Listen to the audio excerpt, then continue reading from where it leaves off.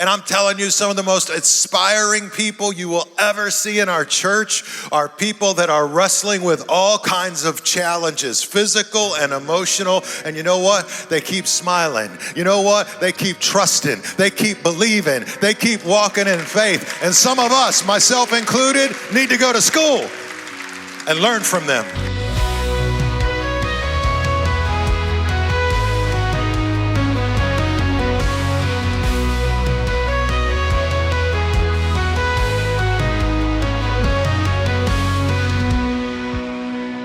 Good to see you guys today. I hope you had a good week this past week. I don't know if anybody's wrestled with like being sick or head cold or anything like that. I hope you haven't. But a while back, I started feeling like, I was getting sick. Now, I'm one of those people that doesn't admit when I'm sick. You know what I'm saying? It's just allergies or whatever. And then if there's like any home remedy, weird thing that I can do that will keep me from getting more sick, I'm in, right? Whatever it is. So Pastor Drew on our staff, I said, man, I think I'm getting sick. He goes, I got just the thing. He goes, man, there's this juice place and they do this thing. I think it's called like a shot flight. And it's like 4 different shots of all these herbal things and weird things. And they're gonna like knock the sickness down, kill it, and you'll be great. I said, okay. So he went and he got them for me. It was so kind of him. And he brought them back to me and he talks me through it all. Like one shot is like lemon and ginger and cayenne pepper in this little plastic shot cup. Then the next one's like coconut milk. And then, the next one is like whatever. And then one of them has like tons of vitamin C, right? Like all these different things. And you're supposed to take them in a certain order. And Drew goes, hey, listen, the way I do it is I would do the one with cayenne pepper first. And you just want to like slam that back, like bang. Because he's like, you don't want to sip it, you don't want to taste it, because that's nasty. And he goes, and then you get the coconut milk and you drink that second and it like soothes it and that just kills, and then no more sore throat after that. It just burns it all out. I'm like, okay, cool. So I go home. I wasn't going to do this at church. I take it home. I set it all out on the kitchen counter. I got my 4 little plastic shot glasses and I'm getting all psyched up. I'm getting ready and I grab the first shot glass with lemon and ginger and cayenne pepper. And I'm like, okay, slam it back, slam it, back to college. No way. Anyway, no, just kidding. I was already sober by then. Back to high school. Yes. Okay. I slam it back. It hits the back of my throat. And immediately, my whole body's just like, no, we're not doing this. And it all comes up, you guys. I mean, I spewed it all over the kitchen.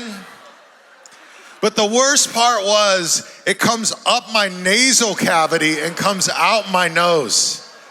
Cayenne pepper. I mean, I'm just like, I can't even talk. I'm just standing there like, like what just happened? I'm on fire! Like my whole face is like a bomb went off. I turn the water on. I put my whole head down under the sink. It's going up my nose, like whatever I can do. I grab the fridge, throw it open, grab the milk, start drinking out of the carton, right? The whole thing, just chugging it. I thought about trying to snort the milk. I was desperate. I ended up having the worst sore throat of my life the next day because the cayenne pepper burned all the flesh away. So Pastor Drew tried to rescue me and the brother almost killed me. No more shot flight for me. You guys, that's more for you, okay? That's good for you, good for you.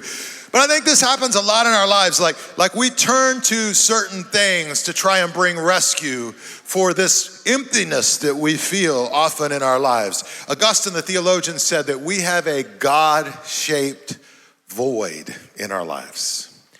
And he said, our hearts will always be restless until they rest in God, until that void that he created gets filled with him. And until it does, we try to kind of either distract ourselves from that void or we try to numb ourselves to that void. And so we can turn to, hobbies and fun things, to accomplishments, to success, all to try and kind of deal with that void or not deal with that emptiness in our life. We could turn to romance and relationships. We can turn to addiction and drugs and alcohol, which is what I did years ago back in the day. We turn to distraction and entertainment. We just start kind of amusing ourselves to death, you know what I mean? Just to try and keep things going. And so all of this is often our attempt at just dealing with life, but sometimes we're not really dealing with what's under the surface, which is this kind of God-shaped void that we feel in our lives, this emptiness that we feel in our lives that only God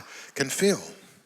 And I think the Bible has a word for that feeling. It's the word darkness, this emptiness, this darkness that we feel in our lives. And so in John chapter 9, there's this amazing moment where Jesus comes and he makes one of 7 I am statements. And this one is, I am the light of the world. And I think what he's getting at is he's the light of love and joy and peace that can fill that void in our lives, where all the money in the world that you cram in, can distract you for a while, but ultimately doesn't fill the void.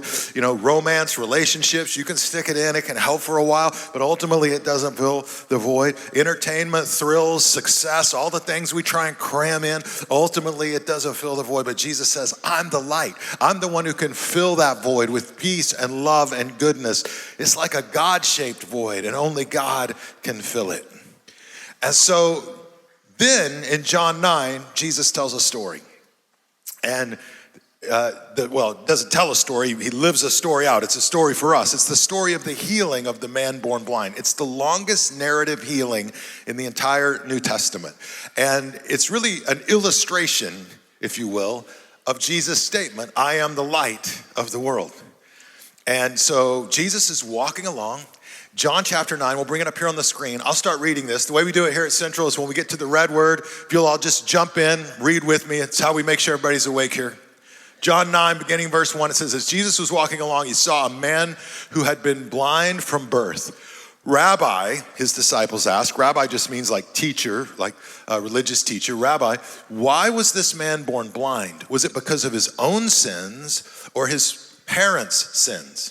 It was not because of his sins or his parents' sins, Jesus answered. This happened so the what?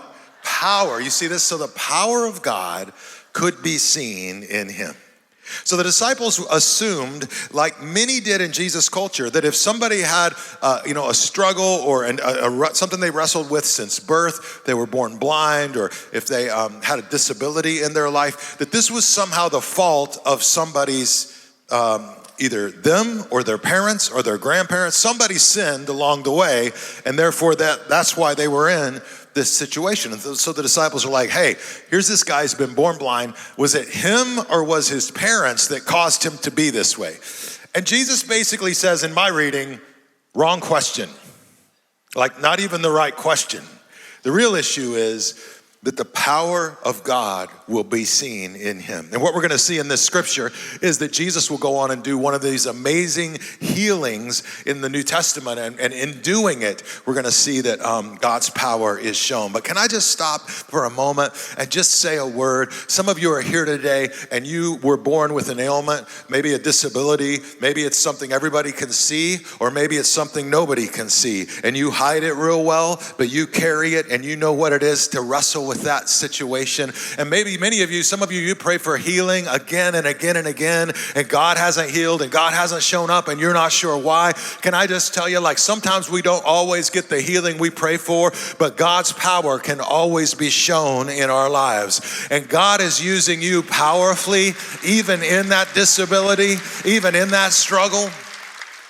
Can I tell you some of the most inspiring believers I have ever met in my life? And I'm telling you, some of the most inspiring people you will ever see in our church are people that are wrestling with all kinds of challenges, physical and emotional. And you know what? They keep smiling. You know what? They keep trusting. They keep believing. They keep walking in faith. And some of us, myself included, need to go to school and learn from them, because they're already way more mature than we are.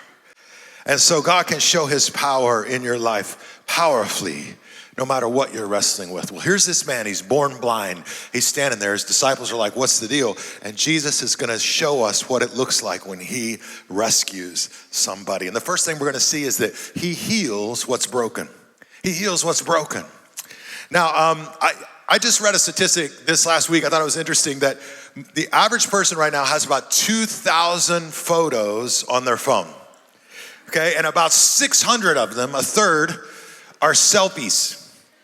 Like 600 or more photos of yourself. You know, I saw that 50% If you're under 40 today, it's estimated that by the end of your life, you will have 25,000 selfies. Pictures of yourself. Now, I was a kid. I was the fourth kid in our family. Come on, let me hear it for the kids that were like third and fourth down the line. Where are we? You know what happens? The later you get as a kid in the family, they don't take pictures of you anymore. I only got like 3 pictures of my entire childhood, man. The first kid comes along, it's like, oh, they're so precious. Photo. The second, oh, look at them together. They're so good. You know, by the time you get to the fourth, it's like, whatever. My parents were like, yeah, do whatever you want, man. Just, come home before the sun's down. I mean, it was crazy. I feel like they gave up. They gave up before I even showed up. Anyway, there's no pictures, man. No photos, no real evidence that I'm even part of this family. Jeez. But nowadays, it's okay, because apparently I'm going to die with like 25,000 selfies.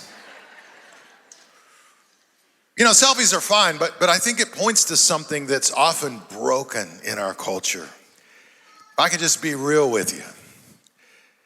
We live in a self-centered selfie culture. And the temptation is to make life all about me. Everything's about me. Everything's about how people treat me. Everything's about how I feel. Everything's about my happiness.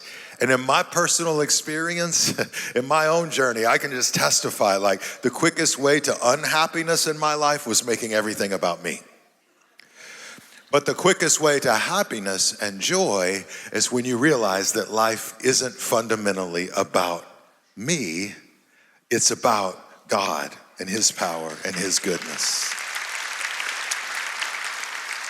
And I share all that because the first thing that jumped out at me as I read through the miracle story of the healing of the man born blind is that this miracle isn't really about the man born blind. It's not even about the healing. It's really all about Jesus. Jesus approaches the guy. Jesus initiates the miracle. Jesus does the healing. Jesus gets the glory and the praise because Jesus is the light of the world. The first thing that jumped out at me as you read through the miracle is, well, it's not even about him, it's about Jesus. Can I tell you, in your life, when you stop making it all about you and start making it more about Jesus, that's when you're gonna feel more love, more joy, more peace flowing in you and through you. It's not that you don't matter, it's that God matters first. Turn to the person next to you and just say, it's not about me. Not about me. That's a healthy place to be, but it cuts against so much in our culture. In fact, let me just talk to you a little bit about how we relate to ourselves. If you think about like how we connect to ourselves, how we view ourselves, here's a few different ways that we often relate. One might be what we would call more like self-centered, right? This is where, we say like, it's kind of life's about me. It's all about me. I love me. Come on, somebody. I mean, and that's good. You should love yourself. We're going to talk about this, right? That's good. But if you just stop there, if it's all about you and you love you and you're awesome and check my selfie and look at me in the mirror and man, you hot, what's that going to lead to? It can lead to being inflated, being proud, thinking you're better than other people. And then it can lead to this idea that others are here to serve me. Come on. That's not a healthy place to be. It's all about me. Others are here to serve me. You're going to be frustrated. You're going to be upset when people don't serve you the way you think they should serve you. Now, on the other extreme, some of us, we don't wrestle with being self-centered as much as we wrestle with like self-loathing. Right? You come from a tough place, difficult background, things were hard when you grew up, and you wrestle with maybe this idea of like, I hate me, or I hate some of the things I do, or I hate kind of how I look, or where I come from. And if I'm being real with you, like, I'm crazy enough to bounce back and forth between both of these. Come on, somebody, you know who you are? I'm self-centered and self-loathing all in the same 5 minutes. Bring me the chips and the cheese dip. All right. Self-centered, self-love, I hate me. Then that leads to me just being deflated, right? I'm frustrated, I'm deflated. And I start just thinking others are here to judge me. Everybody's judging me, everybody's got I get really concerned about what other people think. Now here's the thing. Both of these realities are all still focused on me, right? That's a moment for somebody. Think about this. Both of these are completely self-oriented, whether I'm self-centered or self-loathing, it's all about me. As we grow in our faith, I think we have the opportunity to grow into a more mature perspective of how we view God and ourselves and others. Pastor Tim Keller coined this phrase, I think it's really powerful, to be self-forgetful. So to be self-forgetful. When you're self-forgetful, you realize God loves me. Right? And out of the love of God in my life, I'm then empowered to love others. Yeah, I may hate some of the things I've done, the sin, the junk in my past, but God forgives me, God restores me, God empowers me. I move forward in His grace and His goodness. And so to be self-forgetful in that sense, I get filled up by His power, His Spirit, what He's done in my life, His work in my life. And I realize, look, others aren't here to serve me, nor are they here to judge me. I'm called to love and serve others. Other people are the mission. To use my gifts and my talents and my abilities to make a difference in the lives of others. I'm telling you, this right here can be life-changing for somebody today if you'll grab it. What's the question of a self-forgetful person? The question every morning is, how can I be of service? God, how can I be of service? How can I help somebody today? How can I make a difference? Look, sometimes you're going to get paid for doing the things that God has gifted you to do to help other people, and sometimes you're going to do it for free. And you know why you're going to do both of those? Because in both of those cases, you're really doing it for God. You're leveraging the talents that He's given you and the gifts He's given you to help other people. Right? It's the freedom of self-forgetfulness. God, how can I be of service? And it cuts against everything or a lot of what is broken in our culture today, where it's all about me, my happiness, my peace, my joy. Make it about God and His goodness in your life. You'll start getting more of that peace and that joy back because He heals what's broken. Another thing that we see Jesus do when He rescues us, He restores what's lost. He restores what's lost. Look at this, John chapter 9, beginning in verse 6. Jesus goes up to this guy, He says, then He spit on the ground and He made, help me out here, what? Mud. He made mud with the saliva and spread the mud over the blind man's eyes. And He told him, go wash yourself in the pool of Siloam. Siloam means sent. So the man went and washed and came back seeing. Now that's an amazing miracle. But you know what strikes me as I read it? Like, couldn't Jesus have just healed the guy without all the mess?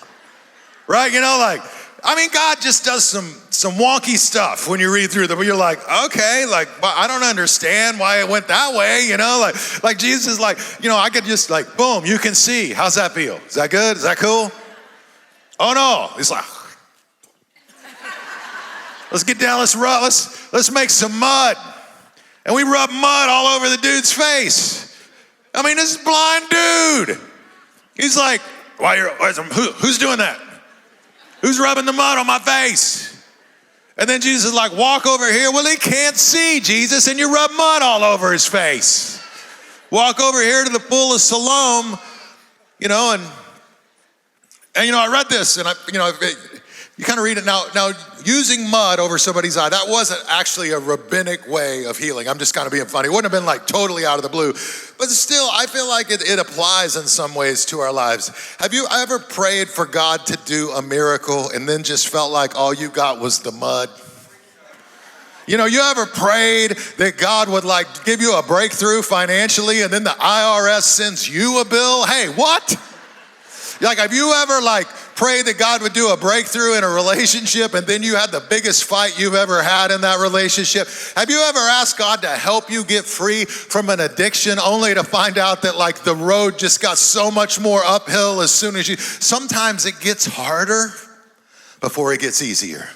Somebody needs to hear this today because you're right in the middle of a mess. And you're praying that God will do a miracle, but it just feels like it's getting more messy. Anybody feel me right now? It just feels like it's getting a little crazy. Somebody's praying for healing and you're waking up limping along worse today than you were yesterday. Somebody's praying for provision and it feels like things are worse today than they were yesterday. Somebody's praying for God to do a supernatural work in a family member and you just feel like you're watching them go right off the cliff edge. And here's the thing. Sometimes what God is doing in the mess is a bigger miracle than the miracle we're praying for.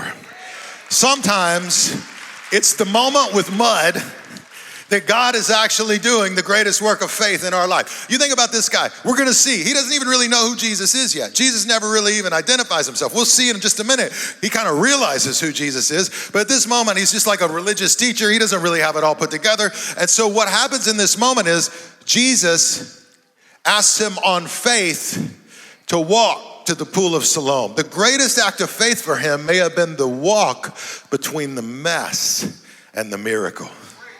Right? Doesn't that feel real for you in your life? So it does for me sometimes. Sometimes the greatest act of faith was keep believing, keep going, keep trusting between the mess that I'm currently in and the miracle that I'm praying for. And then sometimes if you get the miracle, you realize the real miracle already happened on the way to the miracle. Right? And so Jesus comes along and he does this amazing healing. This guy washes in the pool of Siloam. And by the way, the pool of Siloam, that was all about restoring him back to society, restoring him back as like a full human being. So Jesus heals what's broken, and then he restores what's lost. And then thirdly, he shows the way. He shows the way. So what happens is this guy gets healed. Other people hear about the healing. And the religious leaders all get together and they're bothered. They're bothered because Jesus spit on the ground and made mud out of dirt, which involved kneading things together, which happened on the Sabbath. Now, you weren't supposed to work on the Sabbath, right? And they took it to the religious leaders took it to crazy extremes. So they're like, actually, I think Jesus worked on the Sabbath and that was illegal. It feels like modern day lawfare in the ancient world, right? We're going to go to war, and we're going to get down in, and we're going to criticize every little detail, and we're going to find something. And they found something.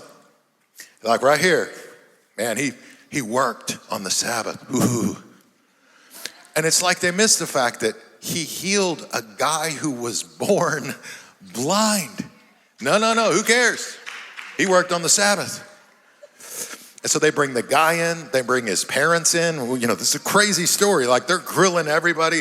This guy just sticks to his story. I don't know who the guy is, man. And this is the line he uses. We got it got picked up for the old hymn, Amazing Grace. The line is, I don't know, I was blind, but now I see. The guy just stuck to his story. He's like, I don't know who he is. I was blind, now I see. I was blind, now I see. So they kick him out of the temple. Which is kind of in that culture like being cut off from God. Jesus hears about it and he finds him. John 9:35, look at what he says to him. He says, when Jesus heard what had happened, he found the man and asked, do you what? Believe. Do you believe in the Son of Man? And the man answered, who is he, sir? So here at this point, he's like, I don't know, who is he? And he says, I want to believe in him. You have seen him, Jesus said, and he is speaking to you. And the guy immediately is like, yes, I believe. and he worshiped Jesus. Do you believe? The Son of Man, by the way, was a reference that was often used by Jesus and others to refer to himself. So do you believe in Jesus? Can I suggest today that's the most important question I believe we'll ever face in our lives? And only you and I can answer that individually. Like your parents may have believed, and that's awesome. Or your spouse or your girlfriend or boyfriend may have believed, and they're dragging you to church this weekend. I get it. Some of you are sitting there like, oh man, here we are. But this really is the crux of the question, right? Kind of what do you do with Jesus? And Jesus asked this guy, do you believe? And when he believes, he worships. And when he worships, he begins to experience the rescue of God, the light of God coming into his life.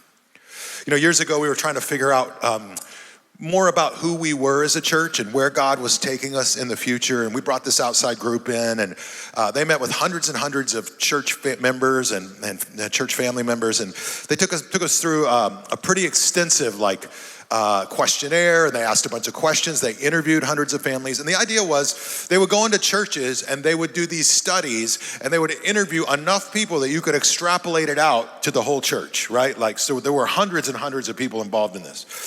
We're trying to get an idea. Instead of talking about who we were as a church and where we felt like God was calling us, I wanted us to hear from the people of our church who they think we are and what they sense about what God is calling us to do. And so we got this whole report back. And I was meeting with the team that did it. And they said, Judd, this is fascinating. We've done churches all across America, but we've never seen anything even partially close to what we see at Central. This thing we're about to share with you is totally unique in the country. So what is it? They said over 90% of the people that are in your church family used this language. The church saved my life. Over 90%. And I corrected them in that moment. I said, well, what they mean is God saved my life, but he did it through the people of the church community. And that was a profound moment for me. God saved my life through the local church community as well. So I relate to that. I often say I'm not just a pastor of the church, I'm the product of the church. But listen, we walked out of that meeting and I realized right then, if you wanted to put one word over our church and say, what's unique about Central? What is it that makes Central either different or stand out from other churches? Because every church has kind of we have the same mission from Jesus, Bible-believing churches, but we have our own variations on what God has gifted and called those people to do. What's ours? And I knew it in the moment. If you want to put one word down that would summarize what God has done at our church, it's the word rescue. We are a rescuing church. And then we came up with this whole idea. We're rescued not to just be rescued. We're rescued to be rescuers. And so when I look around, I see people who've been rescued. They've been rescued from despair and from loneliness, from anxiety, from guilt, from shame, from sin, from abuse, neglect, anger, hatred, hopelessness, despair. Put your hands together if God has rescued you in your life. I see people who have been rescued. And I also see people who've not just been rescued from something, but they've been rescued to something. They've been rescued to peace and rescued to greater purpose. They've been rescued to a stronger faith, to a stronger family. They've been rescued to integrity and stability and to walking with their head held high. They've been rescued to use their gifts, to serve with a purpose, to share hope with others, to lead other families, to feed the hungry, to impact the community, to change the world. We're rescued. And we're rescued to be a rescuer. Jesus rescues us from darkness, but then he uses us to be light for others.